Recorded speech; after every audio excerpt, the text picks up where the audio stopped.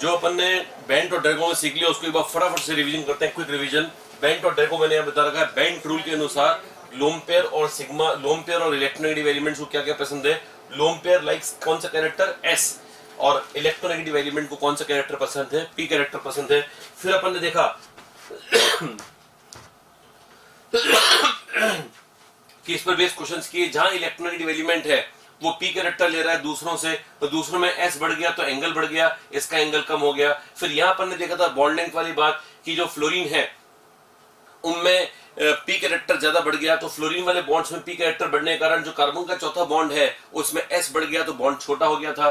फिर अपन ने एंगल्स का देखा, मैंने कहा था कि अगर सराउंडिंग एटम बड़ा है, टिपिकली थर्ड पीरियड का है, तो वो एंगल बड़ा कर देगा, और ये हुआ था क्लोरीन के केस में।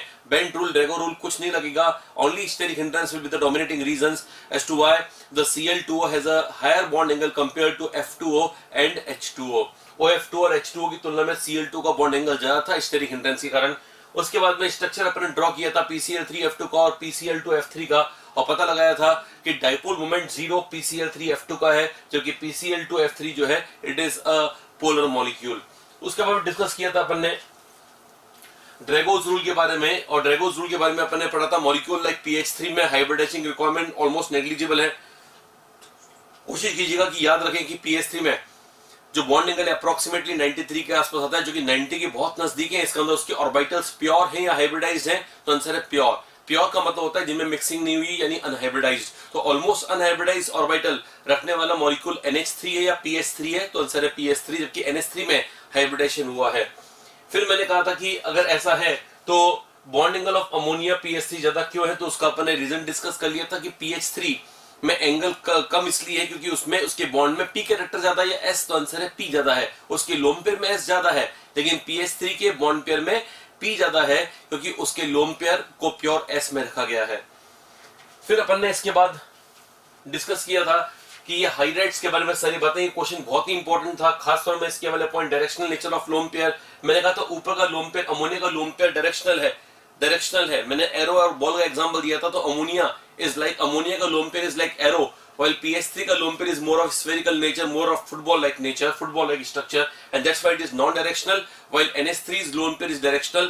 Being directional, it is able to hit the target more correctly, more effectively, and that's why it is a stronger basic character as compared to ammonia, as compared to pH3, sorry. तो NH3 का जो lone pair ज्यादा दिशात्मक होने कारण, ज्यादा directional होने कारण, इसका जो बेसिक कैरेक्टर है वो pH3 की तुलना में ज्यादा है। फिर अपन ने डिस्कस किया था, ये वाले अपने यहां तक अपने कर लिए थे, है ना। फिर अपने को डिस्कस करना है ये वाला कि बॉन्ड एंगल को अपन, है ना, शॉर्ट में कैसे निकाले, फटाफट बॉन्ड एंगल दिया हुआ तो कैसे निकाले। ऐसे क्वेश्चन जेई में, आईए क्या बोलते हैं, जेई मेंस, एडवांस में, एम्स में, सब जगह ऐसे क्वेश्चन बहुत ज्यादा फ्रीक्वेंटली आते रहे। तो अपने को देखना पड़ेगा कि एग्जाम में अगर बॉन्ड एंगल क्वेश्चन आता है तो कैसे करें। तो मैंने, क्योंकि अब ड्रैगो रूल वगैरह सब कुछ कर लिया है, तो आपके लिए एक सिंपल सा मैंने ट्रिक डेवलप कर लिया, वो ये है कि सबसे पहले तो आप ये देखो, गिवन मॉलिक्यूल में लोन पेयर है सेंट्रल एटम के पास, ये सेंट्रल एटम की बात है, ब्रैकेट में लिख रहा हूं सेंट्रल एटम,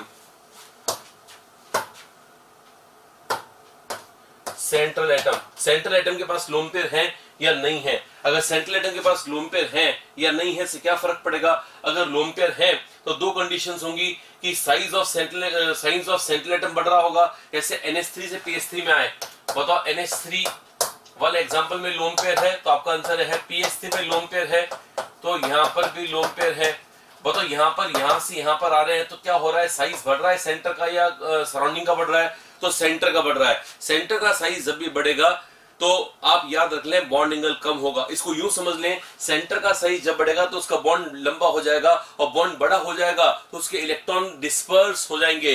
जब डिस्पर्स हो जाएंगे तो जो डिस्पर्स हो गए, जो फैल गए, उनमें ताकत नहीं रही, वो आपस में रिपल्शन ज्यादा नहीं कर पाएंगे, उनकी इंटेंसिटी, है ना, ज्यादा नहीं है कि वो आपस में एक दूसरे से इफेक्टिवली रिपेल कर सकें, इसलिए कम रिपल्शन के रहते उनका एंगल कम हो जाता है। तो जो pH3 है ना, इसमें मैंने पहले ड्रैगो रूल से भी अपन ने कर लिया था, और यूं भी कर सकते हैं, डायरेक्टली भी कर सकते हैं कि फास्फोरस के बॉन्ड बड़े हैं और बड़े बॉन्ड डिस्पर्स्ड है, और डिस्पर्स्ड बॉन्ड्स में रिपल्शन इफेक्टिव नहीं होगा, and that's why the bonds will try to come close together, and that's why the bond angle will be less.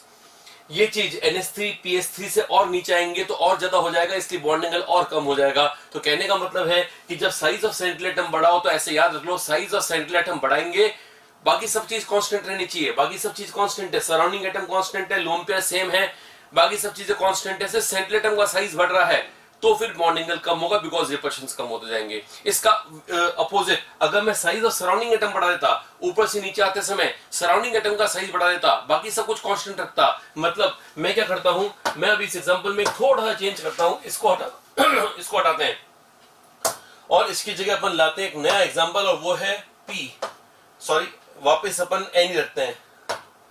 चलो एक बार और इसको हटाते हैं और इसको अपन रखते हैं एन। चलो फाइनली अपन ने एन वापस रखा। अगर आप बोलोगे सर यहां पर भी एन है, यहां पर भी एन है, तो चेंज क्या किया, सराउंडिंग को चेंज करूंगा। यहां पर है एफ,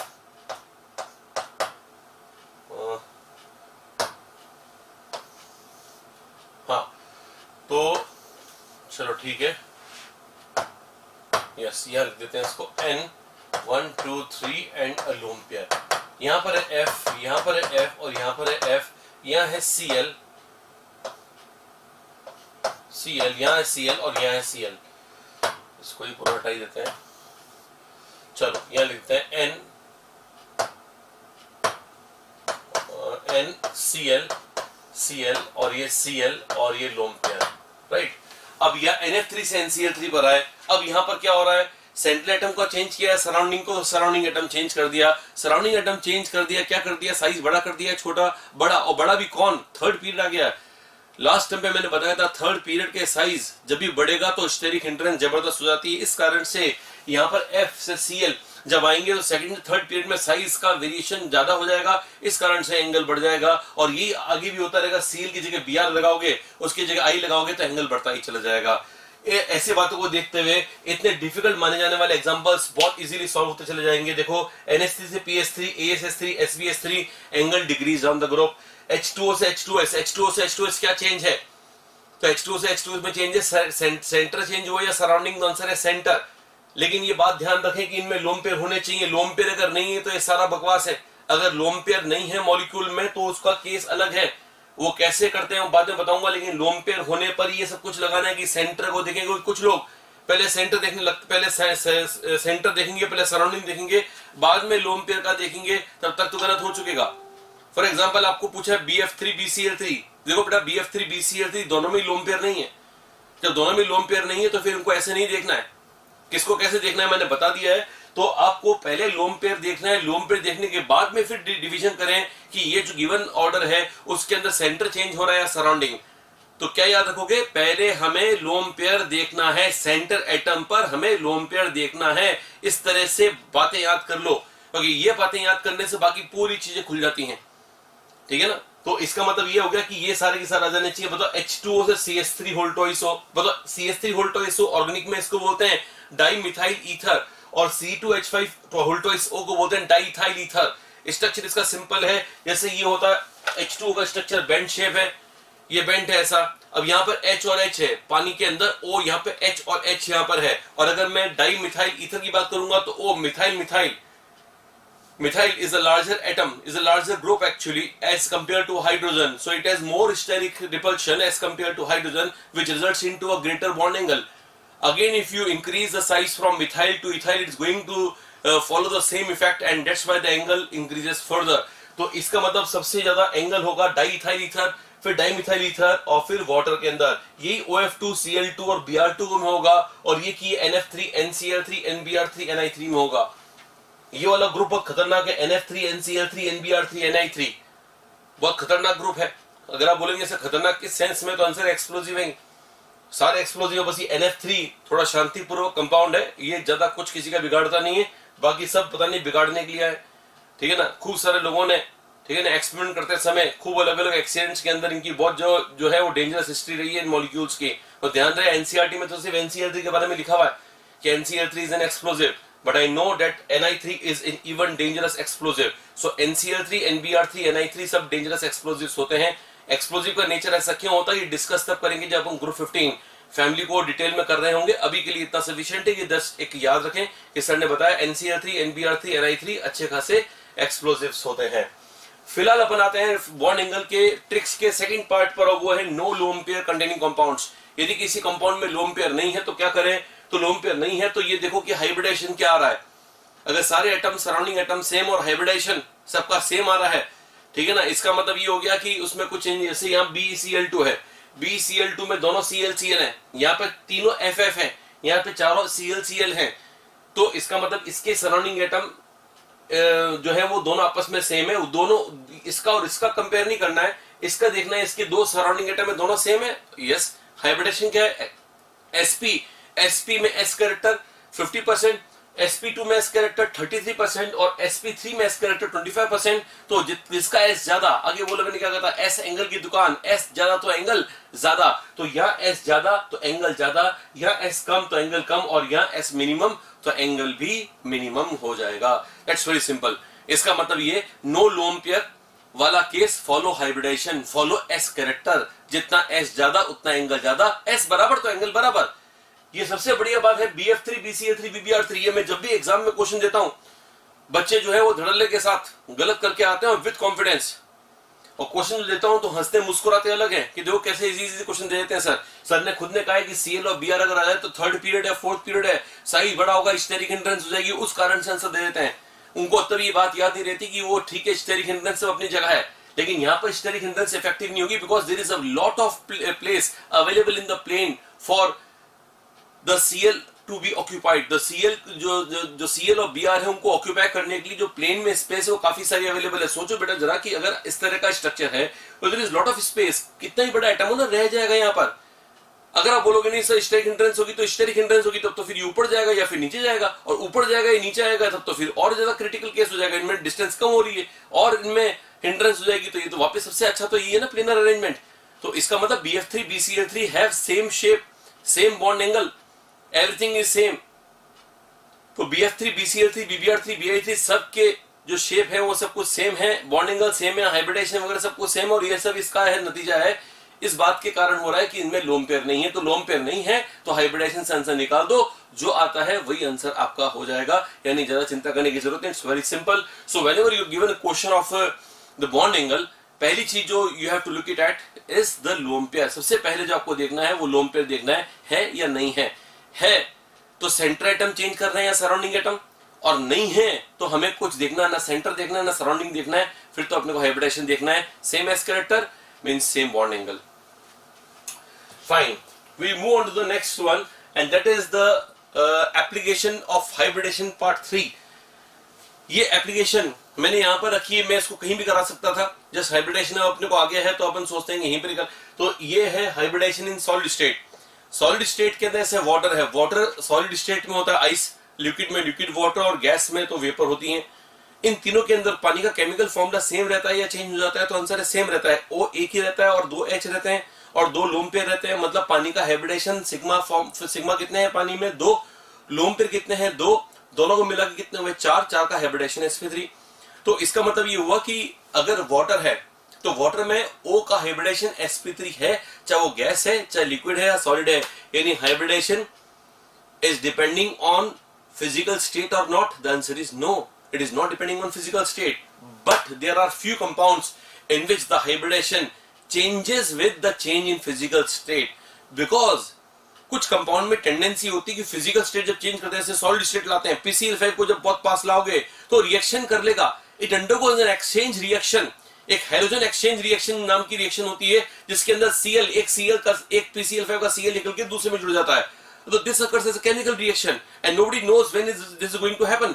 ठीक है ना, ये मुझको भी तब पता लगा जब मैंने किताबों में पढ़ा कि अच्छा ऐसा होता है, अपने आप नहीं पता चलता कि मेरे को अपने आप पता चल जाता है कि PCl5 सॉलिड स्टेट के अंदर ऐसा होगा।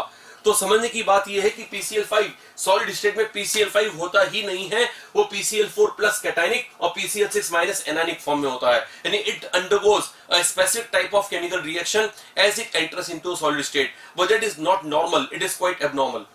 केमिस्ट्री के हिसाब से काफी एबनॉर्मल है, लेकिन क्योंकि हमारे सिलेबस के अंदर इसके 1-2 एग्जांपल्स हैं तो कर लो। मैंने आपके सामने 5-6 एग्जांपल्स रख दिए, लेकिन जो एग्जांपल आपको अच्छे से याद कर लेना है वो मैं आपको बता देता हूं। The critically important examples of PCl5 and N2O5, इनको अच्छे से याद कर लें। कैटायन एनायन दोनों का पेयर आपको याद करना पड़ेगा, घर पे जाके इनफैक्ट आप अभी हो सकता है घर पे ही हो, तो घर पे आपको कुछ नहीं करना है, ठीक है ना, एक चार्ट बनाना है, चार्ट बना के मॉलिक्यूल एक तरफ लिखने, एक से याद करना है कि फास्फोरस के सर ने दो कंपाउंड बताए थे, PCl5 PbR5, नाइट्रोजन के दो N2O4 N2O5, क्लोरीन का Cl2O6 और जेनन का XgF6। ये कंपाउंड वो हैं जो अपनी सॉलिड स्टेट में आने पर आयंस के फॉर्म में कन्वर्ट हो जाते हैं, है ना, और इसलिए इनके जो सॉलिड्स हैं उनको आयोनिक सॉलिड्स कहना चाहिए। आप जब सॉलिड स्टेट पढ़िएगा फिजिकल स्टेट में तो सर बताएंगे कि जो सॉलिड्स होते हैं वो चार मेन टाइप्स के होते हैं, ionic solid, covalent solid, molecular solid and metallic solids. जितने मेटल्स हैं एंड ऑफ कोर्स जो सॉलिड्स हैं वो मेटेलिक सॉलिड्स हैं।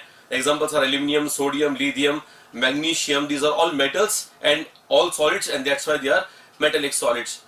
The other is ionic solids like NaCl, KCl, Na2O, MgO, NaF, etc. Ionic compounds, and these exist as ionic solids. Molecular solids are those like molecules, जो molecule हैं जो बहुत बड़े-बड़े molecule हैं, छोटे-छोटे molecule, मीथेन हुआ, ethane हुआ, organic compound generally aldehydes, ketones, ethers, etc. ये सारे के सारे molecules की तरह exist करते हैं, तो molecular solid है। और जो large giant structure बना लेते हैं covalent bond का, डायमंड में हजारों कार्बन एक दूसरे से जुड़े हुए रहते हैं, लगातार एक दूसरे से कैटनेशन के कारण जुड़े हुए रहते हैं, ऐसे सॉलिड्स जिनमें इस तरह की कैटनेशन की प्रॉपर्टी होने के कारण और ये क्या बोलते हैं नेटवर्क सॉलिड्स बनाने, जाइंट नेटवर्क बना लेते हैं, उनको बोलते हैं अपन कोवेलेंट सॉलिड्स। बहरहाल अभी अपने को जो सामने बात करनी है वो ये है कि सारे के सारे आयनिक सॉलिड्स की तरह एग्जिस्ट करेंगे। And try to remember the ion section of the solids. याद करने का तरीका तो वैसा अपने आप डेवलप करें, लेकिन है तो ये याद करने की चीज, लेकिन थोड़ी सी हेल्प ये कर सकता हूं कि PCl5 को तो सबसे इंपॉर्टेंट है, इसलिए PCl4 प्लस PCl6 माइनस याद रखो कि इसमें Cl एक्सचेंज होता है। दो PCl5 लो, एक का Cl दूसरे में डाल दो, अपने आप आंसर आ जाएगा।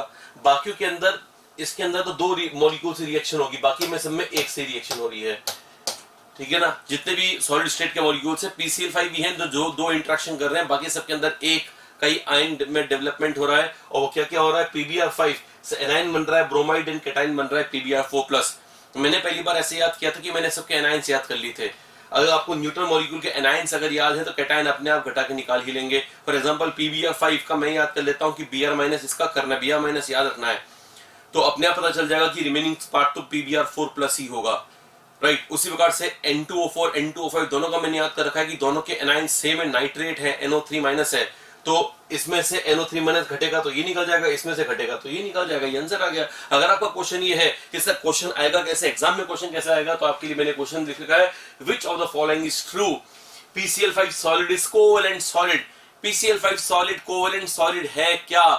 तो ये तो बेटा PCl5 सॉलिड होना कौन सा सॉलिड चाहिए था, तो PCl5 सिंपल मॉलिक्यूल है, जाइंट स्ट्रक्चर नहीं है, तो PCl5 सिंपल मॉलिक्यूल है तो होना चाहिए था मॉलिक्यूलर सॉलिड। लेकिन इसने ये आयंस बनने की घटना कर दी और इस घटना के कारण, इस है ना के कारण इसका नाम क्या हो जाएगा, आयनिक सॉलिड या covalent solid. The answer is ionic solid. So it is neither molecular solid nor ionic solid nor the molecular solid, it is a ionic solid.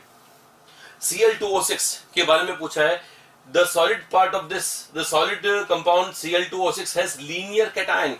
इसका कैटायन कौन है, ClO2+, इसके लिए बोल रहे लीनियर है। Let us check it out rapidly कि ये ClO2+ के लीनियर है या नहीं। ऐसे बिना पेन पेपर, क्लोरीन कितने O से घिरा हुआ है, तो आंसर है 2 O से घिरा हुआ है। क्लोरीन पे चार्ज क्या है, तो प्लस चार्ज है। पता क्लोरीन के वैलेंस इलेक्ट्रॉन कितने होते हैं, 7, 7 में से प्लस है तो एक गया, तो कितने हुए 6, 6 में से 2 डबल बॉन्ड, क्योंकि दोनों ऑक्सीजन डबल बॉन्ड बनाएंगे, तो एक डबल बॉन्ड इधर एक डबल बॉन्ड इधर। क्लोरीन के कितने इलेक्ट्रॉन काम आ गए, 4, 6 में से 4 काम आ गए, तो बचे कितने, 1 लोन पेयर। तो ये किस टाइप का मॉलिक्यूल हो गया, AB2L1, बिकॉज क्लोरीन के पास 1 लोन पेयर है। वापस से मैं अपनी बात रिपीट कर रहा हूं, क्लोरीन के वैलेंस इलेक्ट्रॉन 7, क्लोरीन के पास ऑक्सीजन की संख्या 2, दोनों ऑक्सीजन डबल बना रहे हैं, तो क्लोरीन के 2 इलेक्ट्रॉन इधर काम आ रहे हैं, 2 इलेक्ट्रॉन इधर काम आ रहे हैं, तो कुल कितने इलेक्ट्रॉन काम आ गए, 4। कितने में से, 6 में से, 6 में से 4 काम आ गए, तो लोन पेयर कितने हुए, 1। तो क्लोरीन के पास 1 लोन पेयर, तो यहां मैं बना रहा हूं Cl, यहां पर 1 लोन पेयर और यहां पर 1 O डबल और यहां पर 1 O डबल। ये इसका स्ट्रक्चर है। बताओ ये स्ट्रक्चर लीनियर लग रहा है या बेंट लग रहा है? मैंने बेंट बनाया है, इसका मतलब आपको ये नहीं कि आप बेंट बोल दो, आप खुद दिमाग में सोचो कि क्या ये AB2L1 टाइप का स्ट्रक्चर है, तो आपका आंसर आएगा यस, ये AB2L1। और AB2L1 मैंने आपको कुछ दिनों पहले करवाया था कि ये लीनियर नहीं होता, it is bent, it is angular, it is V shaped, right. तो ये भी गलत हो गया है और ये भी गलत हो गया है। N2O5 solid, N2O5 solid is also nitronium nitrate. अब ये क्या बोल दिया, नाइट्रोनियम नाइट्रेट। बताओ इसका सॉलिड ये बना, इसका बना हुआ है, इसका नाम होता है नाइट्रोनियम। मैं अलग से लिख देता हूं, NO2+ को क्या याद कर लोगे, नाइट्रोनियम। ये आप ऑर्गेनिक करोगे तो उसमें नाइट्रेशन और बेंजीन जब करवाएंगे सर तो उसमें भी काम आएगा नाइट्रोनियम आयन। तब सर पूछेंगे कि बताओ इनॉर्गेनिक में क्या बताया, तब ये मत बोलना नहीं बताया, ठीक है ना। ध्यान रखना कि हाँ कि ये बताया हुआ है NO2+ का नाम है नाइट्रोनियम और NO3- का नाम है नाइट्रेट। दोनों को मिला के बोलेंगे तो क्या बोलेंगे, नाइट्रोनियम नाइट्रेट। इसलिए कुछ किताबों में N2O5 सॉलिड को नाइट्रोनियम नाइट्रेट भी कहा गया है, तो इट इज ऑब्वियसली करेक्ट। तो मैं इसको करेक्ट कर देता हूं, ऑल आर करेक्ट। तो ऑल आर करेक्ट, तो ये तो दो इनकरेक्ट है, तो इसलिए ये गलत है। The answer is third. इस तरह क्वेश्चंस काफी important. Late us see the next thing. अब आता है हाइब्रिडेशन एंड रेडिकल्स। ये अपना सेक्शन चल रहा है फोर्थ। अब कौन किस में सेक्शन चल रहा है, फोर्थ, एप्लीकेशन ऑफ हाइब्रिडेशन में। एप्लीकेशन ऑफ हाइब्रिडेशन में पहला क्या था, तो हमने डी ऑर्बिटल्स देखे कि sp3d में डी कौन सा काम आएगा, sp3d2 में, sp3d3 में। फिर बेंटो ड्रैगो किया, फिर अपन ने सॉलिड स्टेट वाला पार्ट अभी जस्ट अभी मैंने फिनिश करवाया, और अब अपन आ रहे हैं इस पर हाइब्रिडेशन इन रेडिकल्स। अच्छा मैं एक बार बताना भूल गया, तो उसको अपन वापस बैक करते हैं एक बार। हाँ, एक बात मैं बताना भूल गया, वो ये है कि एग्जाम में जब क्वेश्चन आएगा ना बेटा, तो ऐसे पूछेंगे PCl5 और ब्रैकेट में S लिख देंगे, जितना छोटा मैंने लिखा है उतना ही वो लिखेंगे। तो आपको ये तब अलर्ट होना चाहिए दिमाग में कि PCl5, क्योंकि क्या होता है, लोग जो PCl5 उनको बहुत अच्छा लगता है लोगों को, इसलिए PCl5 का हाइब्रिडेशन फटाफट sp3d निकाल के लिख देंगे। और एग्जाम में क्वेश्चन आएगा कि PCl5 में PCl5 ब्रैकेट में सॉलिड में फॉस्फोरस का हाइब्रिडेशन क्या, पूरा सॉलिड लिखा हुआ नहीं आएगा, सिर्फ S भी लिखा सकता है। तो आपको तब अलर्ट रखना है कि हाँ सर ने PCl5 ब्रैकेट में S लिखने से आंसर अपना चेंज हो जाएगा। हाइब्रिडेशन अब sp3d नहीं है, इसका हाइब्रिडेशन sp3d है, लेकिन इन दोनों में नहीं है। तो मैं इस टॉपिक को यहां इसलिए करवा रहा हूं बिकॉज हाइब्रिडेशन चेंज हो रहा है। तो आप ध्यान रखें कि एग्जाम में कभी ऐसा क्वेश्चन है तो आपको ये अलर्ट रखना है कि हमें क्वेश्चन क्या पूछा गया है, क्योंकि हमारे दिमाग में जो चल रहा है हो सकता है वो आंसर नहीं हो। तो हमें पहले ये देखना है कि उसने क्या पूछा है, उसको प्रॉपर्ली एनालाइज करो, make it your habit. Initially हो सकता है आपको टाइम थोड़ा ज्यादा लगेगा, कभी फ्रस्ट्रेशन होगी कि पता नहीं क्या ये है ना, इतना सारा सोचना पड़ता है, लेकिन वो एक ही चीज को अपन बार बार सोचते हैं तो कोई समस्या नहीं है। तो आपको बस इतना ध्यान रखना है कि हाइब्रिडेशन जब भी पूछेगा वो स्टेटमेंट देगा तो हमें मॉलिक्यूल को केयरफुली एग्जामिन करना है कि वो उसकी स्टेट कौन सी दे रखी है।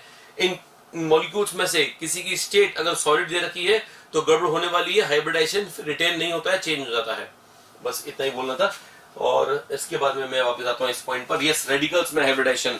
Radicals, here we will define radicals in inorganic chemistry as the molecules where there is at least one unpaired electron like this AX3 and it is one unpaired electron। हमने hybridisation का formula क्या किया था बेटा, sigma plus lone pair. पता है sigma कितने हैं, 3, और ये एक इलेक्ट्रॉन है, इसको लोन पेयर मानना चाहिए। तो अब समस्या ये है कि ये लोन पेयर माने कि नहीं माने। कुछ लोग बोलते हैं सर आधा मान लो, तो अब आधा मानोगे तो पॉइंट में आंसर आएगा, और हमें तो फिर इंटीजर वैल्यू में देना है। इतना हमने अपर लेवल पर नहीं जाना है कि हमें फ्रैक्शंस में हाइब्रिडेशन को एक्सप्लेन करना है। तो अभी एकदम सिंपल लेवल पे सोचने के लिए एक तरीका बता देता हूं। तरीका ये है कि this orbital will be considered as lone pair. ये तो लोन पेयर अपना भी बन रहा है, इसको हटाएं पहले तो।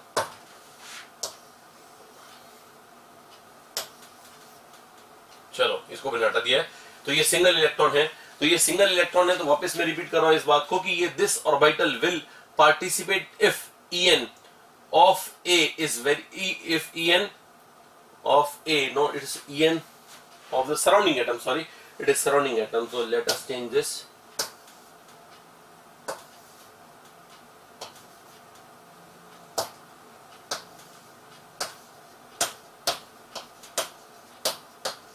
Surrounding atom। तो मैं क्या बोलना है कि En ऑफ सराउंडिंग एटम बहुत ज्यादा है। अगर सराउंडिंग एटम कौन है, इसका X, अगर इस X की En ज्यादा है, यानी सराउंडिंग एटम की En ज्यादा है, तो फिर ये वाले को आपको लोन पेयर मान लेना है। मैं ये नहीं बोल रहा हूं कि लोन पेयर बन जाएगा, लोन पेयर मान लेना है, मतलब इसका हाइब्रिडेशन करना है, और नहीं तो नहीं करना है इसका हाइब्रिडेशन। एग्जांपल्स ये रहे इतने सारे आपके सामने। मतलब इसकी En ज्यादा है क्या, नहीं है, तो इसको लोन पेयर नहीं मानना है। मैं यहाँ क्रॉस कर रहा हूँ, क्या इसको लोन पे मानना है तो सराउंडिंग एटम की En ज्यादा है तो लोन पे मानना है, यहाँ ज्यादा है तो मानना है, यहाँ ज्यादा है तो यहाँ भी मानना है। बस ये आंसर आ गया अपना। इनमें सबसे इंपॉर्टेंट NO2 है। ध्यान रखो, एग्जाम में क्वेश्चन आएगा तो NO2 पर ही आएगा। मैं ऐसे प्रैक्टिस करवाने के लिए इतने सर करवा रहा हूँ, बाकी मैं जानता हूँ कि क्वेश्चन NO2 पर ही आएगा। पी ब्लॉक में भरी हुई चीजें NO2 के ऊपर, तो NO2 पे क्वेश्चन आने की चांसेस काफी ज्यादा है। मैं इनफैक्ट एक क्वेश्चन इसके ठीक बाद बताऊंगा कैसे आ सकते हैं। फिलहाल आप पहले स्टडी कर लो कि सराउंडिंग एटम के लिए सर ने कहा है कि सराउंडिंग एटम की EN ज्यादा होने से जो अनपेड इलेक्ट्रॉन है उस वाले ऑर्बिटल का हाइब्रिडाइजेशन हो जाता है। एक्चुअली हाइब्रिडाइजेशन उसका तब हो जाता है जब उसकी एनर्जी कम होगी, जब वो दूसरों के बराबर एनर्जी गैप कम होगा। मैंने आपको लास्ट क्लास में बताया था कि सराउंडिंग एटम की EN ज्यादा होती है तो ऑर्बिटल नजदीक आने लगते हैं।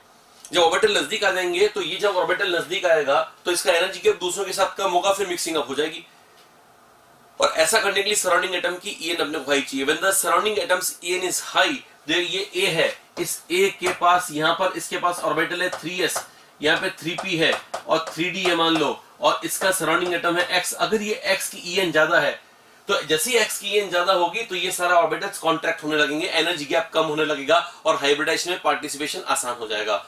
So the factor that encourages the hybridization is the electronegativity of the surrounding atom, which in simple word means कि अगर आप surrounding atom की EN ज्यादा लोगे तो सेंट्रल एटम के सभी ऑर्बिटल्स के हाइब्रिडाइजेशन है ना को थोड़ी आसानी हो जाएगी। इनफैक्ट ये वाला जो ऑर्बिटल जो अंदर क्वेश्चन था, जो क्वेश्चन में था कि इसका हाइब्रिडाइजेशन होगा या नहीं होगा, तो वो हो रहा है।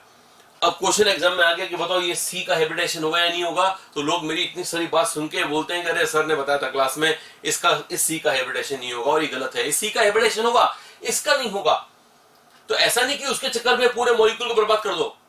मॉलिक्यूल में इस कार्बन का तो हाइब्रिडाइजेशन होगा, क्या सिग्मा नहीं है क्या इसके पास? सिग्मा है तो उनको तो करना पड़ेगा ना हाइब्रिडाइज। तो सिग्मा को हाइब्रिडाइज करोगे, इसको नहीं करोगे, तो हाइब्रिडाइजेशन कौन सा हो गया? sp2। तो अपन देखते हैं इसका हाइब्रिडाइजेशन है sp2, 3 sigma 0 lone pair sp2, 3 sigma 1 lone pair तो नहीं है लेकिन equivalent to 1 lone pair, 3 + 1 4 sp3, 3 sigma + 1 lone pair sp3, 2 sigma + 1 lone pair sp2।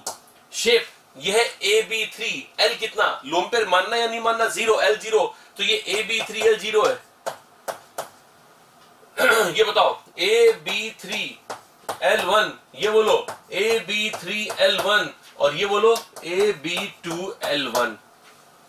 अब आपके लिए क्वेश्चन है, और क्वेश्चन ये है कि इन चारों के जो स्ट्रक्चर्स हैं वो अपने आप आपको बनाने हैं। स्ट्रक्चर, चारों के स्ट्रक्चर कैसे बनाओगे? जो मैंने आपको 1 से 14 तक के एग्जांपल्स करवाए थे उनमें AB2L1 AB3L1 का क्या क्या शेप करवाया था, खूब एग्जांपल्स कर चुके हैं। तो आपके सामने 2 क्वेश्चन है, मतलब कि इसका शेप ज्योमेट्री वगैरह जो भी है वो आपको निकालना है। You have to find the shape of each and every molecule, ठीक है ना, यहां से लेकर यहां तक का हर किसी का शेप निकालना है। I hope you have understood this. अब मैंने कहा था कि NO2 बहुत ही इंपॉर्टेंट एग्जांपल है, तो NO2 करेंगे। पहले एक बार वापस से ब्रीफली बता देता हूं कि क्या है, और वो है कि अगर किसी मॉलिक्यूल में अनपेयर्ड इलेक्ट्रॉन रखने वाला ऑर्बिटल है तो उसका हाइब्रिडाइजेशन हम करेंगे, लेकिन तब जबकि सराउंडिंग एटम की EN बहुत हाई होगी। Typically oxygen, fluorine, chlorine, nitrogen, ऐसे अगर एलिमेंट अगर सराउंडिंग में लगे हुए तो अपन सेंट्रल एटम के अनपेयर्ड इलेक्ट्रॉन रखने वाले ऑर्बिटल को हाइब्रिडाइज कर देंगे। अब इसके बाद में आता है next slide. Next is yes NO2 के बारे में क्वेश्चन बोल रहा था। पहले तो बताइए NO2 को मैंने ऐसा बनाया क्यों? Can I draw NO2 like this? N, fine, there is a problem, so okay fine, N double bond O and single electron here। NO2 ये भी अच्छा लग रहा है मुझको, है ना। N2, क्योंकि ऑक्सीजन मैंने भी कुछ देर पहले खुद ही ने कहा था कि ऑक्सीजन तो डबल बॉन्ड बनाता है, तो ये भी डबल, ये डबल, इस बेचारे को बिना बात ही कोऑर्डिनेट बॉन्ड दे दिया अपने, डबल डबल रखें अच्छा रहेगा। तो ये सही है गलत है पहले देखें। नाइट्रोजन बॉन्ड कितने बना रहा है बेटा? 4, और 4 तक तो बना सकता है। सेकंड पीरियड की मैक्सिमम कोवेलेंसी 4 होती है, बना सकता है। लेकिन समस्या ये है 4 बॉन्ड बनाने में ऑर्बिटल खर्च होंगे 4। 1 bond is form by 1 orbital means of central atom. Central atom का एक ऑर्बिटल एक बॉन्ड बनाता है, तो 4 बॉन्ड बनाने के लिए 4 ऑर्बिटल चाहिए। अब इसके पास ऑर्बिटल N के पास ऑर्बिटल्स होते कौन कौन से हैं? S and P। S तो होता है 1, P होते हैं 3, PX PY PZ, दोनों मिला के हुए 4। 4 ऑर्बिटल से बॉन्ड कितने बनेंगे? 4। और फिर इसको रखने के लिए जगह ही नहीं बचेगी। There is no place. If I draw molecule of NO2 like this, it will be not a possible arrangement because there is no place to keep this unpaired electron, so this is ruled out। तो ये गलत हो जाएगा। Exam में ऐसे ऐसे question आते रहते हैं जो अपन ऐसे ही जनरली ऐसे कॉमन डिस्कशन में करके छोड़ देते हैं, तो ये ध्यान रखें, है ना, बी अलर्ट कि ऐसे क्वेश्चन अगर आते हैं तो हमें तो ध्यान रखना है कि ये एग्जिस्ट नहीं करेगा और ये एग्जिस्ट करेगा। तो NO2 has a coordinate bond. Try to learn the structure of NO2। NO2 is a molecule of great importance both chemically and structurally। तो NO2 का स्ट्रक्चर, केमिस्ट्री दोनों इंपॉर्टेंट है, मैंने स्ट्रक्चर के बारे में बता दिया, तो इसमें गलती नहीं होनी चाहिए। Let us see the true and false statements now. पहला स्टेटमेंट है N in NO2 is sp2 and shape of the molecule is bent। बताओ इसका शेप बेंट है क्या?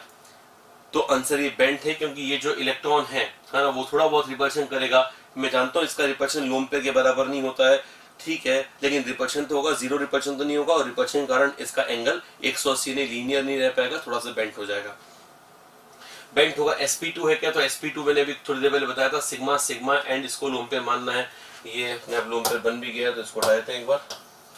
यस, तो ये सिंगल इलेक्ट्रॉन है, डबल एंड कोऑर्डिनेट बॉन्ड है, तो इसका मतलब ये हो गया कि ये sp2 है, ये मैंने बताया था। शेप इसका बेंट है, तो ये एकदम सही statement is true. Let us right this. Okay, so it is true, first is true. Second, bond angle in NO2 is nearly 117। अब 117 कब होता वो देखते हैं अपन। ये वाला जो इलेक्ट्रॉन है वो अपन देख लेते हैं। एक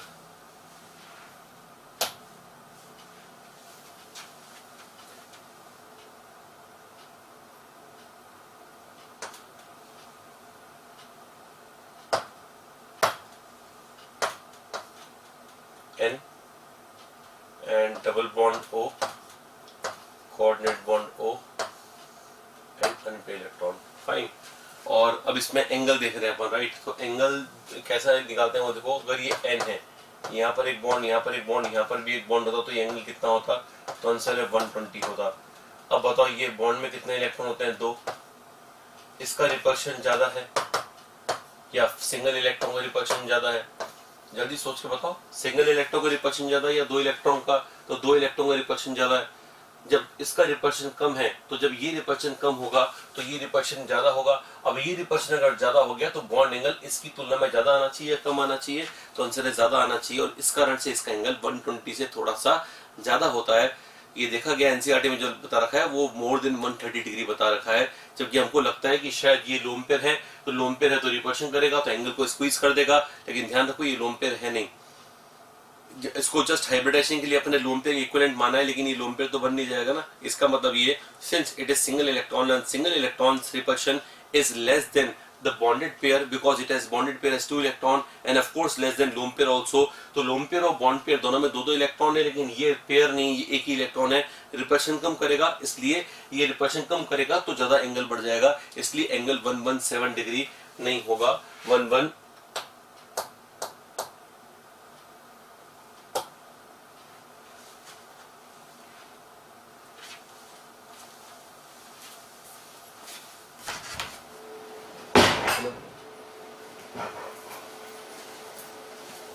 वापस आ रहा है उस पर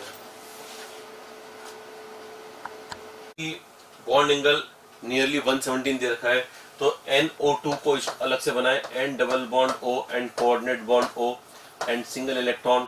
बताओ इस सिंगल अगर ये स्ट्रक्चर ऐसे होता N 1 2 3, तो बताओ ये है 2 इलेक्ट्रॉन, और ये 2 इलेक्ट्रॉन का रिपल्शन होने के कारण ये एंगल हो जाता 120 डिग्री।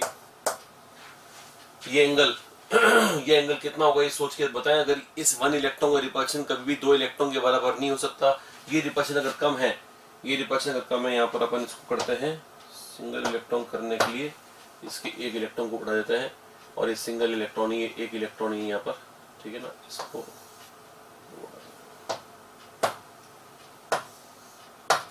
राइट। अब बताओ एक इलेक्ट्रॉन का रिपल्शन इन 2 इलेक्ट्रॉन के बराबर नहीं हो सकता, तो ये एंगल, ये वाला रिपल्शन कम होगा, ये रिपल्शन कम होगा, तो ये ज्यादा है तो ये खुल जाएगा, तो ये एंगल 120 से थोड़ा सा ज्यादा हो जाएगा, और इसलिए 134 होना चाहिए। मैंने दिया 117, ये 117 वाला जो एंगल है इसको ओपन करते हैं। 117 वाला जो एंगल है ये रॉन्ग है, दिस इज रॉन्ग, ये होना चाहिए 134, this should be 134 degree, 134 degree के आसपास होना चाहिए। फिर बोल रहा है NO2 is used as food preservative. NO2 और SO2 ये दोनों ही बहुत इंपॉर्टेंट मॉलिक्यूल्स हैं, लेकिन इनमें कुछ डिफरेंसेस हैं, कुछ सिमिलरिटीज हैं। सिमिलरिटीज ये है कि दोनों एसिडिक कंपाउंड्स हैं, बट NO2 हमारे लंग्स के लिए डेंजरस है, इसलिए NO2 को फूड प्रिजर्वेशन में काम में नहीं लेते, while SO2 is not as much dangerous and that's why it is frequently used in the food preservation industries। तो यहाँ लिखा हुआ है NO2 फूड प्रिजर्वेटिव है, तो ये नहीं है, लेकिन ये याद करने वाली बात है, ये फूड प्रिजर्वेटिव है या नहीं है, तो आंसर है नहीं है। पहला सही था, दूसरा गलत है, तीसरा भी गलत है। it can cause acid rain. Now since NO2 is a gas, so it can rise in the atmosphere. Secondly, it is acidic in nature, so it can cause the atmosphere to interact in an acidic medium या acidic nature होने लगेगा. इस कारण से it can cause acid rain. SO2 और NO2 दोनों के लिए माना जाता है कि दोनों एसिड रेन कॉज करते हैं. तो एकदम सही स्टेटमेंट है. फिर कहा जा रहा है इट्स ए न्यूट्रल ऑक्साइड. अब मैं आपको बता दूं कि जो नाइट्रोजन के ऑक्साइड्स हैं वो देखो क्या है. एक तो है N2O, एक है NO, एक है N2O3, एक है N2O4. इसको अपन NO2 भी लिख सकते हैं, डाइमर है उसका ये, और है N2O5. ये जितने भी ऑक्साइड्स हैं उनमें से ये वाले जो दो ऑक्साइड्स हैं वो होते हैं न्यूट्रल, बाकी सारे होते हैं एसिडिक. तो ये क्या होते हैं ये पीरियोडिक टेबल में आपको पता चलेगा. अभी तो डायरेक्टली ध्यान रख लें कि the oxides of nitrogen that is N2O and NO are neutral. Nitrous and nitric oxide, पहले दो का फर्स्ट का नाम है नाइट्रस ऑक्साइड, लाफिंग गैस भी कहते हैं, और NO, ये दोनों जो है न्यूट्रल ऑक्साइड्स हैं.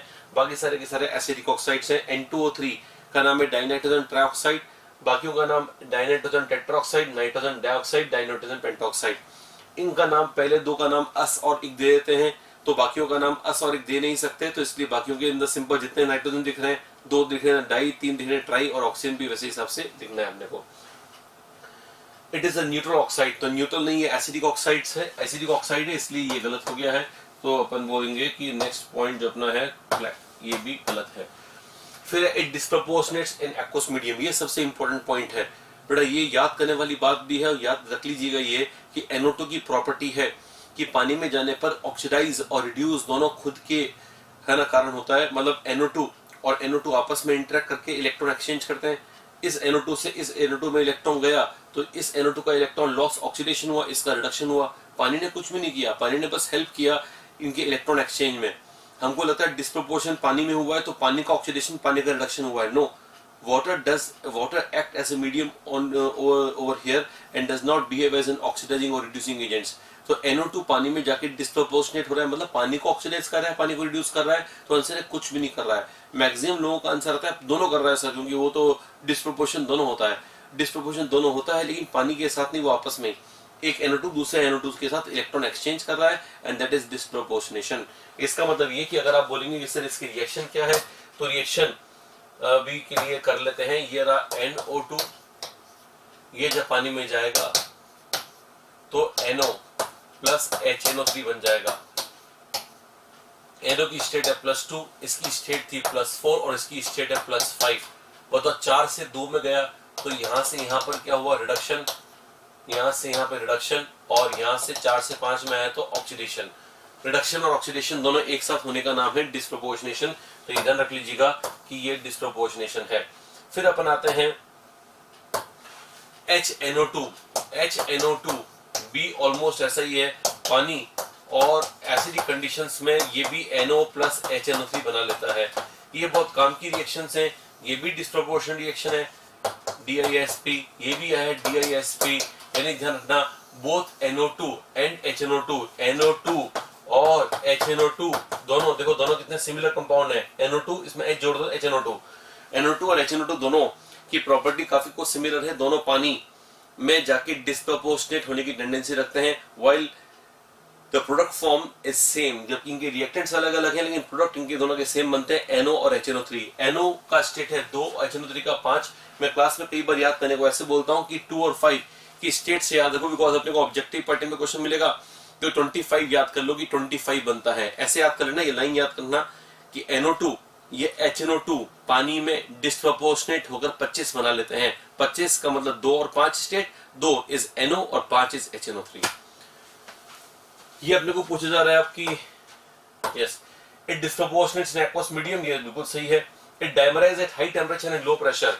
NO2 ये है, मान लीजिए वापस मैं लिखता हूँ यहाँ पर NO2, I right NO2 here. चलो NO2 को मैंने लिखा, और इसके पास अनपेयर इलेक्ट्रॉन है.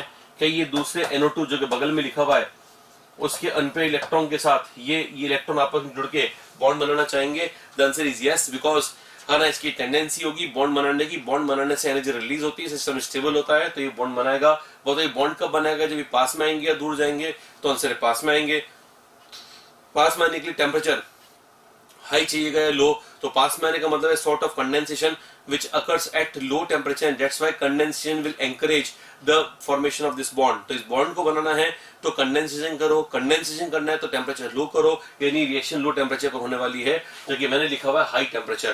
प्रेशर की बात करें तो अगर आप दो गैसेस मॉलिक्यूल्स को पास में लाना चाहते हो तो हाई प्रेशर पे वो ज्यादा पास में आएंगे, तो there are more chances that they will interact together and form a chemical bond when the pressure is high and the temperature is low, while here the option is dimerize at high temperature and low pressure, which is completely reverse of what we are studying here. तो ये गलत हो गया statement, ये dimerize जो होगा वो इन conditions पर नहीं होगा। फिर ये जो मेरे को पॉइंट बहुत ही स्पेशल और इंपॉर्टेंट लगता है, NOClO2 O2- all can dimerise easily like NO2। तो मैं आपको बता दूं इनको कैसे करें। let us take them now. NOClO2 O2-, इनके लिए पहली बात तो ये कि इनमें से किसमें अनपेयर्ड इलेक्ट्रॉन है, तो अनपेयर्ड का अंदाजा लगाने का सबसे बेस्ट तरीका है इलेक्ट्रॉन वैलेंस इलेक्ट्रॉन्स काउंट करो, ऑड है तो मतलब उसमें अनपेयर्ड इलेक्ट्रॉन कहीं ना कहीं होगा। N के वैलेंस 5 और O के 6 मिला के हुए 11 ऑड है, मतलब इसके पास अनपेयर्ड होगा, बिकॉज आप 11 इलेक्ट्रॉन को पूरे पेयर कैसे बना दोगे, 10 इलेक्ट्रॉन तक तो पेयर हो भी जाएगा, एक तो बचेगा ना कम से कम। Cl O2 में भी ऐसा ही है, Cl के वैलेंस इलेक्ट्रॉन 7 और O के दोनों के मिला के 12, 7 और 12 होते हैं 19, जो कि ऑड नंबर है, तो ये भी नहीं होगा। और O2- is super oxide ion, O2 में हो गए 6 और 6 12 और माइनस है मतलब 13, ये भी ऑड हो गया। तो इस सब की सब ऑड इलेक्ट्रॉन रखते हैं, और ऑड इलेक्ट्रॉन होने के कारण इन सब के अंदर है ना क्या हो रहा है, एक इलेक्ट्रॉन कहीं ना कहीं अनपेयर्ड छूटेगा। अब बात ये है कि बेटा अनपेयर्ड इलेक्ट्रॉन अगर छूटता है तो वो कौन सी जगह पर रह रहा है ये भी इंपॉर्टेंट है। अगर वो बॉन्डिंग रीजन में रह रहा है तो फिर पहले से ही जब बॉन्डिंग रीजन में है तो उसकी बॉन्ड बनाने की और टेंडेंसी कम हो जाएगी। NO के लिए देखा गया कि N और O के बीच में यहाँ पर जो बॉन्ड एग्जिस्ट करता है, उसके अलावा जो अनपेयर्ड इलेक्ट्रॉन है उसको लोकेट किया गया यहाँ पर, मतलब बॉन्डिंग रीजन में लोकेट किया गया। इसलिए कुछ जगहों पर ये लिखा हुआ है कि NO में 3 इलेक्ट्रॉन बॉन्ड है। इनफैक्ट ये तीनों मॉलिक्यूल ऐसे हैं जिनमें अनपेयर्ड इलेक्ट्रॉन यहाँ बीच में पाया गया, इसका मतलब बॉन्डिंग में पाया गया। यहाँ पर ये जो NO2 है, NO2 में अपन इसको लिख रहे हैं यहाँ पर, ये बॉन्डिंग रीजन नहीं है, लेकिन इनमें इन तीनों में जो अनपेयर्ड इलेक्ट्रॉन है बॉन्डिंग रीजन में पाया गया। इसका मतलब ये कि इसमें बॉन्ड बनाने की और बॉन्ड बनाने की टेंडेंसी अब कम है, इसलिए डाइमराइज ये नहीं होते। तो आपको ये क्या याद रखना है, NO, O2- and ClO2 are the examples of molecules which have unpaired electron but they do not participate in dimerization because their unpaired electron is already stabilized। ये पहले से स्टेबल है, पहले से बॉन्डिंग रीजन में है, तो इसको बॉन्ड बनाने की कोई खास जरूरत नहीं है। तो ये 3 ऐसे मॉलिक्यूल्स याद रख लीजिएगा। ये 3 अलग अलग चैप्टर्स में पढ़ते हैं। मैंने कोशिश ये करी कि अपने को हर जगह एक नई बात नहीं पढ़नी पड़े, सारी बातें इकट्ठी करके मैंने एक ही जगह बता दी है। तो कोशिश करेंगे जब ये इनके टॉपिक्स आएंगे तो वापस इनको रिपीट करेंगे। फिलहाल आप याद कर लीजिएगा कि NO, ClO2 and O2- are examples of 3 molecule which have unpaired electron but they do not dimerize। That is a very special point because generally the people would take it granted कि unpaired electron ना dimerise होगा, तो जबकि इनमें फंस जाते हैं, dimerise नहीं होता। ये जब साइंटिस्ट लोगों ने देखा डाइमराइज नहीं हो रहे तो उन्होंने अपने आप अंदाजा लगा लिया कि अच्छा इसका तो अनपेयर्ड इलेक्ट्रॉन इनका फ्री नहीं है, पहले से बॉन्डिंग रीजन में प्रेजेंट है, पहले से स्टेबलाइज्ड है, इसलिए ऐसा होता होगा। यही कारण है कि किताबों में इनको एक नया इस बॉन्ड का नया नाम दे रखा है, वो नाम है 2 सेंटर 3 इलेक्ट्रॉन बॉन्ड, क्योंकि 2 आइटम के बीच में 3 इलेक्ट्रॉन बॉन्डिंग रीजन में है। तो 2 सेंटर 3 इलेक्ट्रॉन बॉन्ड। तो क्या ध्यान रखेंगे बेटा, इन तीनों मॉलिक्यूल्स में जो बॉन्ड है वो है 2 सेंटर 3 इलेक्ट्रॉन बॉन्ड। कुछ लोग सोचते होंगे अच्छा ये 3 सेंटर 2 इलेक्ट्रॉन 2 सेंटर 3 इलेक्ट्रॉन एक ही होगा। बेटा 3 सेंटर 2 इलेक्ट्रॉन बाद में आएगा, वो बनाना बॉन्ड है, ये बनाना बॉन्ड नहीं है, ये सिंपल 2 सेंटर 3 इलेक्ट्रॉन बॉन्ड है ना, जो कि NO, ClO2 और O2- में होने के कारण इनके डाइमराइजेशन की प्रॉपर्टी को कम कर देता है।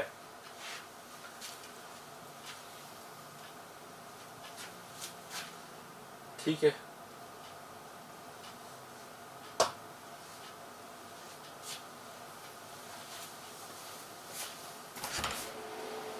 कैमरे को रोक दो, मैं स्लाइड बना देता हूँ थोड़ी बहुत। Yes, the next application of hybridization is existing and non-existing molecules, as you can show here written, existing and non-existing species। ये डिस्कशन बहुत लंबा चौड़ा डिस्कशन है कि कौन से मॉलिक्यूल एग्जिस्ट करेंगे कौन से नहीं करेंगे। Probably in this only lecture I will not be able to take all the points which explains कि मॉलिक्यूल एग्जिस्ट कब करेगा कब नहीं करेगा। Let us take the point जो कि अपने को अभी के लेवल पे समझ में आ सकते हैं। वो है पहला इम्प्रॉपर कोवेलेंसी। इम्प्रॉपर कोवेलेंसी, मैंने आपको कहा था सेकंड पीरियड एलिमेंट की कोवेलेंसी कभी 4 से बड़ी नहीं हो सकती है। उस बेसिस पे क्वेश्चन अगर आपका आते हैं तो वो सॉल्व कर लेना है। फॉर एग्जांपल ये देखो मॉलिक्यूल BF6 3-, अब बोरोन के नीचे एल्यूमिनियम होता है पीरियोडिक टेबल के अंदर, और पीरियोडिक टेबल में हम जानते हैं कि एक ही ग्रुप में आने वाले एलिमेंट्स की प्रॉपर्टी सिमिलर होती है, लेकिन एक डिसिमिलर है। बोरोन 6 बॉन्ड नहीं बना सकता, एल्यूमिनियम बना सकता है। Why can aluminium make 6 bonds? Because it is belonging to which period? Third. तो ये थर्ड पीरियड का है, यहां मैंने लिख दिया थर्ड पीरियड। और थर्ड पीरियड में 6 बॉन्ड्स बनाने की टेंडेंसी इसलिए या क्षमता इसलिए होती है बिकॉज उसके पास डीबी होते हैं, लेकिन इसके पास एस और पी से 4 बॉन्ड ज्यादा नहीं बन सकते। तो बोरोन का ये वाला कंपाउंड एग्जिस्ट नहीं करेगा, ये करेगा। कार्बन 6 बॉन्ड नहीं बनाएगा बिकॉज कार्बन सेकंड पीरियड का है। सिलिकॉन थर्ड पीरियड का है तो ये 6 बना सकता है। इस तरह से नाइट्रोजन 5 बॉन्ड नहीं बना सकता, NCl5 does not exist, PCl5 does exist. Nitric acid का स्ट्रक्चर ये नहीं होता है क्योंकि यहाँ पर नाइट्रोजन 5 बॉन्ड्स बना रहा है, ये होता है क्योंकि यहाँ पर नाइट्रोजन 4 ही बना रहा है। ऑक्सीजन का ये ओ डबल बॉन्ड और डबल बॉन्ड एग्जिस्ट नहीं करेगा। कई लोग परेशान होते हैं, बोलते हैं सर आपने तो बताया था सेकंड पीरियड 4 तो बना ही सकता है और 4 बना रहा है, आपको क्या तकलीफ है? तो भाई अब 4 बनाने में मेरे को तकलीफ ये है कि ऑक्सीजन के वैलेंस इलेक्ट्रॉन होते कितने? 6 में से 2 यहाँ काम आ गए, 2 यहाँ काम आ गए, तो यहाँ पर 2 बचे होंगे। और ऑक्सीजन के पास ऑर्बिटल्स कितने होते हैं? तो answer is 4 because oxygen belong to second period. तो 4 तो यहाँ खर्च हो गए बेटा, लोन पे रखने की जगह ही नहीं है इसके पास। इसका मतलब ओजोन का स्ट्रक्चर ऐसे नहीं होगा, वो होगा जो मैं पहले बता चुका हूँ कोऑर्डिनेट बॉन्ड की सहायता से। SO2 can however be drawn like this. अगर आप बोलोगे सर SO2 में आपने कोऑर्डिनेट बॉन्ड क्यों नहीं लगाया, तो आप लगा सकते हैं but this will be more stable because it carries more number of bonds. तो इसका मतलब ये थर्ड पीरियड वाले एलिमेंट के अंदर कोऑर्डिनेट बॉन्ड भी लगा सकते हो, लेकिन ज्यादा अच्छा रहेगा कि आप थर्ड पीरियड वालों के साथ multiple bond, double triple bond बनाएं ताकि उनमें स्टेबिलिटी बढ़ जाए। फिर आपके पास आता है एग्जिस्टिंग नॉन एग्जिस्टिंग के अंदर आगे चले अपन, तो नेक्स्ट आता है स्टेरिक हिंड्रेंस। कुछ मॉलिक्यूल स्टेरिक हिंड्रेंस के कारण एग्जिस्ट नहीं कर पाते। अब स्टेरिक हिंड्रेंस कब ज्यादा होती है बेटा? पहला जब सराउंडिंग एटम बड़ा हो और दूसरा सेंटर एटम छोटा हो। सेंटर एटम छोटा या सराउंडिंग एटम बड़ा या दोनों एक साथ हुए तो फिर उस केस में स्टेरिक हिंड्रेंस के कारण एग्जिस्ट हो सकता है कि मॉलिक्यूल नहीं हो। लेकिन इसकी एक ड्रॉबैक है कि हमको ये पहले से ही नहीं आता है ना, मुझको भी अपने आप पहले से अंदाजा नहीं लग जाता है।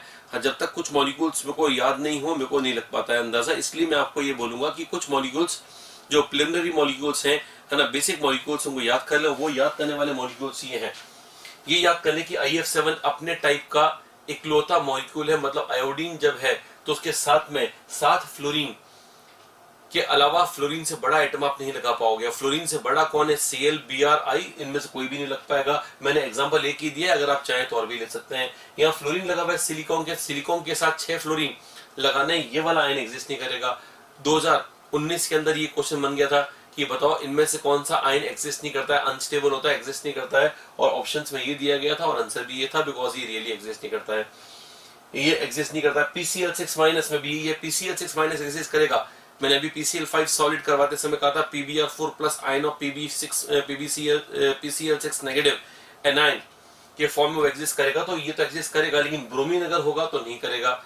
फिर SF6 एग्जिस्ट करेगा लेकिन SCl6 नहीं करेगा। इसकी लिमिटेशन सिर्फ इतनी है कि आपको ये रटने पड़ेंगे। ये 4 ही एग्जांपल्स हैं। अच्छी बात ये है, इनमें से अगर मोस्ट इंपॉर्टेंट देखें तो ये है बिकॉज NCERT का क्वेश्चन भी है और एग्जाम में नीट में आया हुआ भी है। SiF6-2 exist but SiCl6-2 does not exist. मैं कई बार क्या होता है टेस्ट में फ्लोरीन और क्लोरीन तो मैं भी समझा रहा हूँ और मैं टेस्ट में दे देता हूँ आयोडीन, फिर बच्चे मेरे पास आते हैं सर आपने आयोडीन तो बताया नहीं था। बेटा ये बताने की जरूरत क्या है, ठीक है ना। जब मैंने बोल दिया कि Cl बहुत बड़ा है इसलिए एग्जिस्ट नहीं करेगा, तो अभी मैं अलग से क्यों बताऊं कि Br उससे भी बड़ा, तो Br बड़ा हो तो मालूम है ना FCl-Br-I। Fluorine, chlorine, bromine, iodine में ऊपर से नीचे आते हैं, साइज बढ़ता है, तो ब्रोमीन और आयोडीन का साइज तो और भी लार्ज है। फिर अपन आते हैं non contracted D orbitals. D orbital बताओ S, P और D। देखो अगर S यहाँ पर है तो P यहाँ पर और D यहाँ पर है एनर्जी के मामले में, तो D की एनर्जी बहुत हाई होती है और D को जब भी हाइब्रिडाइजेशन में पार्टिसिपेट करवाना होता है इसको हाथाजोड़ी करनी पड़ती है कि भाई आप भी हाइब्रिडाइजेशन में पार्टिसिपेट कर लो। ये मना करता है कि नहीं मुझको तो हाइब्रिडाइजेशन पसंद नहीं, मैं तो एनर्जी ज्यादा है, मैं तो नहीं, पहले मेरी एनर्जी लो करो, मेरे को कॉन्ट्रैक्ट करो। तो डी ऑर्बिटल को अगर आपको यूज करना है हाइब्रिडाइजेशन में, पहले इसको बुलाओ, पास में बुलाओ, तभी मिक्सअप होंगे, अदरवाइज नहीं होंगे। तो इसका मतलब ये कि इनके लिए ऐसा करना पड़ेगा कि सराउंडिंग एटम की ईएन हाई करनी पड़ेगी। मैंने आपको पहले ही बताया था, वापस बता रहा हूं, सराउंडिंग एटम की ईएन हाई करते ही जो एनर्जी गैप है ऑर्बिटल्स में वो कम होने लगता है, डी ऑर्बिटल्स कॉन्ट्रैक्ट होने लगते हैं और तब वो काम में आ जाएंगे। कई मॉलिक्यूल ऐसे हैं जहां पर डी मॉलिक्यूल्स कॉन्ट्रैक्ट नहीं हो पाते, तो डी को यूज भी नहीं कर पाएंगे और वो आपको मॉलिक्यूल एग्जिस्ट नहीं करते हुए दिखाई देंगे। एग्जांपल सबसे बढ़िया है pH5 का। pH5 में सिग्मा कितने हैं? 5, और लूम पेयर कितने हैं? 0, बिकॉज फास्फोरस के वैलेंस इलेक्ट्रॉन 5 होते हैं, पांचों यहाँ पर काम में आ चुके हैं। इसका मतलब फास्फोरस के बॉन्ड जब 5 है, 5 का हाइब्रिडेशन क्या होगा? तो आंसर है sp3d होगा। लेकिन डी के लिए काम में आने की शर्त है, डी के लिए कोई शर्त है या फ्री में आता है? डी की शर्त है। ये काम तब आएगा जब सराउंडिंग एटम की ईएन क्या हो? बहुत हाई हो, फ्लोरीन हो, ऑक्सीजन हो, क्लोरीन हो, ऐसा हो। लेकिन यहाँ पर तो H है, तो इसलिए एग्जिस्ट नहीं कर पाएगा।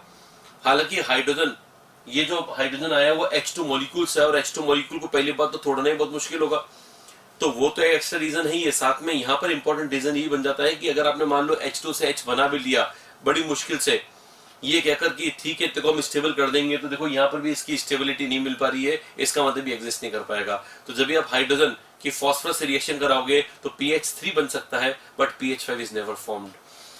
PCl5 on the other hand can exist because Cl is highly electronegative, so it can contract the d orbitals of phosphorus। phosphorus के d को कॉन्ट्रैक्ट कर सकता है। मैं यहाँ पे शो कर देता हूँ कि phosphorus के पास s ऑर्बिटल भी है, 3s भी है, इसके पास 3p भी है, और यहाँ बनाया था 3d। मैंने जानबूझकर इसको दूर बनाया है बिकॉज मैं शो करना चाहता हूँ, मैं शो करना चाहता हूँ कि इसकी एनर्जी जो है 3d, 3d की एनर्जी बहुत ज्यादा है, ये एनर्जी गैप ज्यादा है। अगर आप इसको कम करना चाहते हैं तो सराउंडिंग एटम को क्या करना पड़ेगा? मोर इलेक्ट्रोनेगेटिव लेना पड़ेगा ताकि एनर्जी का गैप कम हो जाए। तो PCl5 एग्जिस्ट करेगा, SF6 करेगा because fluorine is highly electronegative, so it can reduce the gap of the p and d orbital. Sulphur के अंदर बॉन्ड बन रहे हैं 6 और हाइब्रिडाइजेशन चाहिए sp3d2, 2 d चाहिए, और XeF4 में 4 सिग्मा और 2 लोम पे को मिला के 6 का मतलब हाइब्रिडेशन, इसमें भी sp3d2 है, इन सबको d चाहिए। यहाँ पर भी सेम हाइब्रिडेशन, यहाँ पे भी d चाहिए, लेकिन यहाँ पर d काम नहीं आ पाएंगे बिकॉज सराउंडिंग एटम की EN लो है। तो हो सकता है एग्जाम में क्वेश्चन आ जाए which of the following molecule does not exist. NCERT का क्वेश्चन है कि PCl5 और pH5 के लिए ऐसा क्वेश्चन दे रखा है कि pH5 एग्जिस्ट क्यों नहीं करता है। तो ध्यान रखना pH5 एग्जिस्ट इसलिए नहीं करता है क्योंकि पहली बात तो H2 से H बनाना मुश्किल, because bond enthalpy of hydrogen is too high. फिर भी आप ये सोचोगे कि हम नया मॉलिक्यूल को स्टेबल कर लेंगे, तो वो स्टेबल भी नहीं हो पा रहा है because the d orbital of phosphorus is not properly contracted. The next point is about overlapping. तो अभी तक अपन क्या फिनिश कर चुके हैं? तो हाइब्रिडेशन और उसकी एप्लीकेशन खत्म कर चुके हैं। अपन ने हाइब्रिडेशन को करने के साथ साथ उसकी सारी एप्लीकेशंस पूरी कर ली है। अब अपने को करना है कि ओवरलैपिंग क्या होता है। तो ओवरलैपिंग क्या होता है तो मैंने दिखाया देखो डायग्राम में, ये एटॉमिक, ये AO लिखा है मतलब है एटॉमिक ऑर्बिटल, ये भी एटॉमिक ऑर्बिटल है। 2 एटॉमिक ऑर्बिटल अपने इलेक्ट्रॉन क्लाउड को मर्ज कर देते हैं और उनसे बनता है नया बॉन्ड, कोवेलेंट बॉन्ड। ये मर्जिंग है। ये मर्जिंग अगर अच्छी है, डायरेक्शनल है तो बॉन्ड स्ट्रॉन्ग बनेगा, कम है तो वीक बॉन्ड बनेगा। सिग्मा है तो स्ट्रॉन्ग, पाई है तो वीक, बड़ा ऑर्बिटल है तो बॉन्ड वीक बनेगा, छोटा ऑर्बिटल है तो बॉन्ड स्ट्रॉन्ग बनेगा। वो अपन स्ट्रेंथ वाली बात बाद में देखेंगे, पहले अपन ये देख लेंगे कि जो ओवरलैपिंग है वो कितने टाइप्स की होती है। पहली बात ध्यान रखना, ओवरलैपिंग मैंने पढ़ा इसलिए रहा हूं बिकॉज अपन हाइब्रिडेशन पढ़ चुके हैं, अपन बॉन्ड बनाना चाहते हैं। टिपिकली पानी के एग्जांपल लेके देखें तो पानी में O का हाइब्रिडेशन हम कर चुके हैं, O की ऑर्बिटल तैयार है बॉन्ड बनाने को। अब बॉन्ड बनाने का नाम है बॉन्ड बनाने का नाम है overlapping. So when the atomic orbitals interact together, merge together in atomic orbitals of what? One atom or different atoms? So answer is different atoms. एक O का है पानी के अंदर, एक O का ऑर्बिटल, एक H का ऑर्बिटल आपस में बॉन्ड बना रहा है। O की ऑर्बिटल्स आपस में बॉन्ड नहीं बनाते हैं। O के ऑर्बिटल जो आपस में कर रहे थे mixing, that is called hybridization. While the mixing or the combination of the orbitals of different atoms is for the purpose of making a bond, and that is overlapping. तो overlapping से bond के बनने का पता चलेगा, bond की strength का पता चलेगा। तो overlapping is considered as the basis of the bond formation. तो बॉन्ड फॉर्मेशन का बेसिस जो है वो ओवरलैपिंग है। Let us do this in detail. It is SS overlap for the first example. SS overlap है, ये S है और ये S है। ये एक्सिस आप X एक्सिस मान लो और ये X एक्सिस पर ओवरलैप करके ये बॉन्ड बना रहे हैं, इसको बोलते हैं सिग्मा SS। इसका नाम है sigma SS overlap, right. It is sigma SS।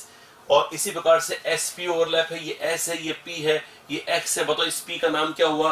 तो आपको मालूम होगा x एक्सिस पर p होगा तो उस p का नाम होगा px। इसका नाम होगा px। ये px है, ये s है और ये px है और ये ओवरलैप कर रहे हैं। मतलब ओवरलैप करके बॉन्ड कौन सा बनेगा? तो s से बनने वाला बॉन्ड हमेशा सिग्मा होता है, तो इसका नाम होगा, ये जो बॉन्ड बनेगा यहाँ पर उसको मैं लिखता हूँ सिग्मा sp। ये जो बॉन्ड बनेगा वो सिग्मा sp होगा। अब ये भी SOP है, अगर ये ऐसे चला जाए तो ये कौन सी एक्सिस है बेटा? ये अगर x एक्सिस है तो ये कौन सी है? तो x एक्सिस के परपेंडिकुलर y होती है या z होती है? तो आंसर दोनों होते हैं, तो इसलिए मैं यहाँ लिखूंगा y या z, ये कुछ भी हो सकता है। ये इसको बोलते हैं बेटा node, this is called node. और नोड होता है जहां पर इलेक्ट्रॉन के पाए जाने की प्रोबेबिलिटी बिल्कुल नहीं है। तो अगर ऐसा ऑर्बिटल जब जीरो प्रोबेबिलिटी वाले एरिया पे टकराएगा तो कुछ नहीं होगा, बॉन्ड कुछ नहीं बनेगा। It does not result into a net bond formation and that's why we say that this is the zero overlap. तो अगर आप इसको ऐसे ओवरलैप करवाओगे तो जीरो होगा, ऐसे ओवरलैप करवाओगे तो ओवरलैप से सिग्मा बनेगा। अब इसको इतनी सारी बातों को याद कैसे रखा जाए? तो सिंपल सी ट्रिक है, s और px है तो x पे तो बॉन्ड बनेगा, दूसरों पे नहीं बनेगा। px है तो x पे बॉन्ड बनाएगा लेकिन बाकियों पे नहीं बनाएगा, तो y और z पे नहीं बनाएगा। देखो कि मैंने क्या लिखा है, s और px, x एक्सेस ये तीनों जो हैं वो हैं INA, इनको बोलते हैं इंटर न्यूक्लियर एक्सेस। रिपीट कर रहा हूं, इंटर न्यूक्लियर एक्सेस। s और px के बीच की एक्सिस कौन सी है? x। अगर s और px के बीच की एक्सिस x है तब तो इनमें बॉन्ड बनेगा ही नहीं बनेगा, तो आंसर बनेगा और कौन सा बनेगा? सिग्मा। लेकिन अगर s और px अगर आपस में अप्रोच कर रहे हैं y या z पर तो बॉन्ड नहीं बनेगा, मतलब यहाँ जीरो और यहाँ जीरो। तो याद करने का तरीका ये हो गया कि जब s और p कंबाइन करेंगे तो जो p का जो एक्सिस है वही मेन एक्सिस होनी चाहिए। px है, मेन एक्सिस x होनी चाहिए। py है तो y, pz है तो z। फॉर एग्जाम्पल एग्जाम में क्वेश्चन अगर आ गया s और pz आपस में ओवरलैप कर सकते हैं क्या? Answer is yes. लेकिन कौन सी एक्सिस के अलोंग ओवरलैप करेंगे ताकि सिग्मा बनेगा? तो आंसर होगा, पहले अपने आप सोच लेना अच्छी तरह। अब अपने आप सोच के दिमाग में रखो और मैं बता रहा हूं वो देखो कि वो सेम आ रहा है क्या। तो जब मैंने कहा था px सिग्मा बनाने के लिए x एक्सिस चाहिए, तो pz को सिग्मा बॉन्ड बनाने के लिए कौन सी एक्सिस चाहिए? z। तो अपना आंसर है z। अगर आपका जो भी आया हो तो देख लेना सही है या गलत है, तो आंसर होगा इसका z एक्सिस। अब आता है अपने पास sp ओवरलैप के बाद में pp ओवरलैप। ये रहा आपका pp ओवरलैप। pp ओवरलैप है, ये p और ये भी p है। अब बताओ ये p कौन सा है? इस p ये p x पर पड़ा है तो ये px है, ये एक्सिस भी x है तो ये भी px है। px है, बताओ ये वाला बॉन्ड कोएक्सियल है या कोलेटरल है? तो ये कोएक्सियल है, सीधे सीधे ओवरलैप कर रहा है तो इसको बोलते हैं कोएक्सियल।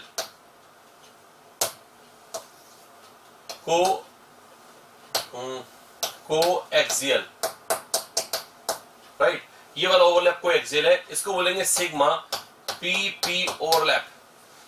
अब ये वाला ओवरलैप देखिए बेटा, ये वाला p है और ये वाला p, ये दोनों p आपस में पैरेलल है। क्या ये साइडवेज ओवरलैप है या सीधा सीधा ओवरलैप है? साइडवेज। साइडवेज को बोलते हैं कोलेटरल। तो ये जो है वो है कोलेटरल, इसलिए बनेगा पाई, p पाई बनेगा और इसका नाम है कोलेटरल। कोलेटरल।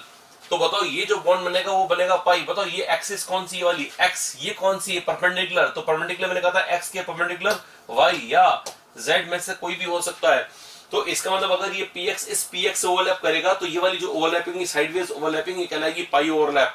तो इसका मतलब p और p में सिग्मा बनेगा या पाई, तो आंसर कुछ भी हो सकता है, डिपेंड करेगा कि एक्सिस कौन सी है।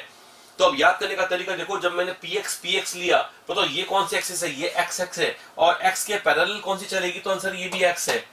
अब बताओ ये px ओवरलैप कर रहे हैं, ये वाला px ओवरलैप कर रहा है तो ये भी px है, तो ये भी px ओवरलैप कर रहे हैं, ये भी px ओवरलैप कर रहा है। एक्चुअली p की खास बात है कि दोनों दो p जब ओवरलैप करेंगे तो उनके लिए दोनों p सेम टाइप के होने चाहिए। अगर ये px है ये भी px ही होना चाहिए। अगर ये px और ये py है तो इससे ओवरलैप होकर जीरो बनेगा। If you want to form a bond really between the two p orbital combination, both p must be same। याद रख लो दोनों p सेम होने चाहिए, तो पहली शर्त है दोनों की दोनों p सेम होने चाहिए, both p must be same। यहाँ लिख दिया मैंने।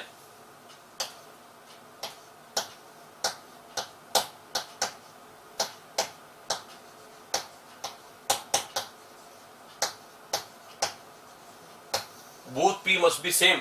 अगर दोनों p सेम होंगे, एक px से दूसरा px होगा तो बॉन्ड बनेगा सिग्मा। px ऐसे होंगे तो बॉन्ड बनेगा पाई।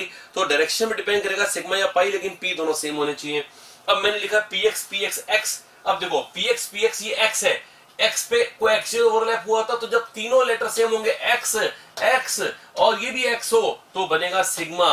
और अगर px में कोई और एक्सेस आ गई, y या z कोई भी आ गई, तब तो भैया पाई बनना है इससे या फिर इससे, यहाँ पाई और यहाँ भी पाई।